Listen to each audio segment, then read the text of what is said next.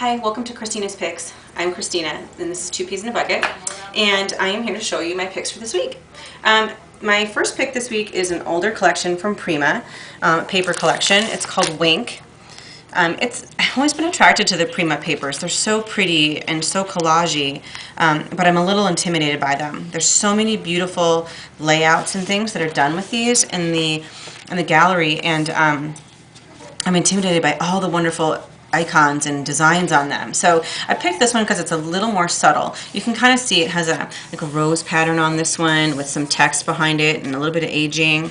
I really like that it's subtle and collagey, but without a lot of detail. Like this one is really a lot of detail.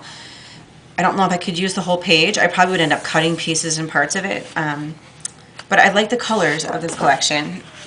I like the overlays of the different patterns. This one is a great color combination, but really intimidated me. So I did actually use it, but I used it in a different way than using the whole sheet. And this one as well. I love the aged pink, of course aqua, my favorite color combinations. Another one with all kinds of fun elements on it, with a great basic in the background. And this one, what I really liked about this paper is this little green script right at the bottom. It's not anywhere else on here, but I did actually cut that tiny strip of the script off and use that on my layout too. And then this dark one with the splashes and stuff. It worked really well with the other thing that I picked for this week, the colors and stuff like that. But I'm going to show you real quick my sample layout, because what I ended up doing was using one of the less busy patterns as the pattern right down the middle of my layout, just so that there was some pattern there, but not too busy. And then I cut all of those little pieces of those busy papers, so I got some of the colors and the textures in there, but not a whole big sheet of it. This was an easier way for me to work myself into using them without having so much pattern all over the place. So I encourage you to check out the Prima papers. They're really cool. Lots of designs and fun things to try. My other pick this week is this silhouettes collection from the Handmade.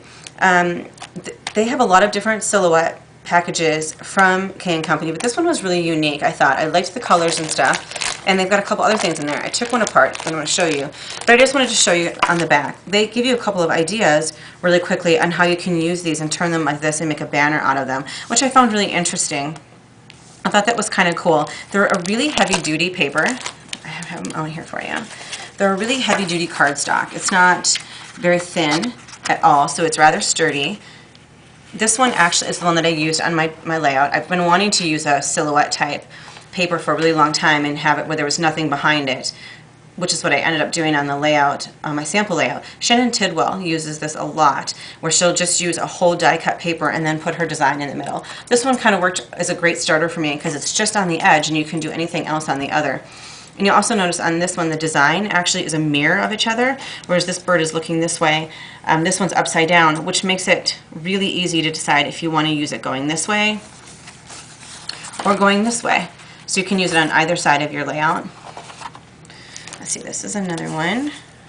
This one you actually can't flip over. You can see it has all these different birds on there. I like the colors. They're so beautiful together. Jewel tones. This one I'm really excited to try to use on some pool pages, which I was going to try and do a sample of that and I didn't get an opportunity to, but I think this looks like great water droplets and stuff that can be used on some stuff for swimming. And then within there also is these die-cut pages. They've got rather large pieces, die-cuts like this big paisley, and then just a few other little icons like this little swirl, which I used on my layout, some flowers, and then there's also a sheet full, or two sheets full of alphabets that have like a purple paisley pattern on them. But I really have been wanting to try the silhouette type thing for a really long time, and this one was kind of fun because it had multiple different silhouettes within the package, as well as some of the die cuts, which I thought was actually quite a little bonus. I even ended up using some of the green off of here as a strip on my layout and just incorporated as much as I could off of the package. So you can kind of see on my layout. By the way, this is a photograph of my best friend who also happens to be our warehouse manager, Jamie. I threw her a bridal shower last summer. You can see when I did this, I'm an 8.5 by 11 scrapbooker, so I have to cut it off. And it actually didn't look too bad on the design at the bottom. I tried to make it less busy over there to draw your eye over here so that you didn't actually notice. It's not very obvious that I cut it off like that.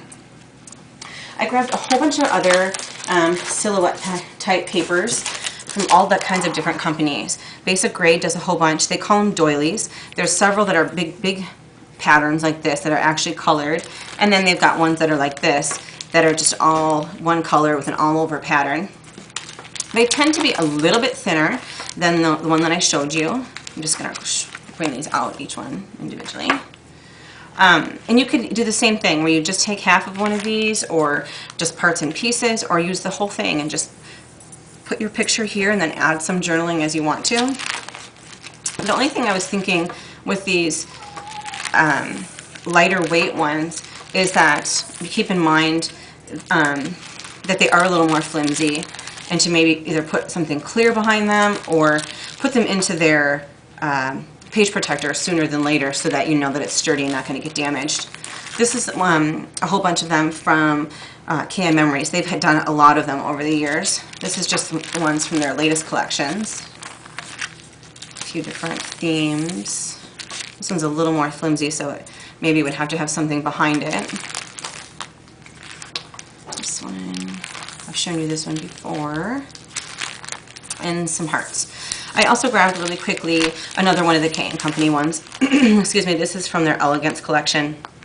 And you can see down here, it has 3 different patterns, 2 of each. And I think these are just as sturdy as the ones that I used on my layout from the Handmade collection. Excuse me. So I encourage you to try them out. I'm going to continue working with them and see what else I can do. Excuse me, with all the different silhouettes. My other thing I wanted to show you is the Girls Papery by Margie from the Advantis. And this is just one of the sticker book collections from Paper Girl. This one has 2 different alphabets in it.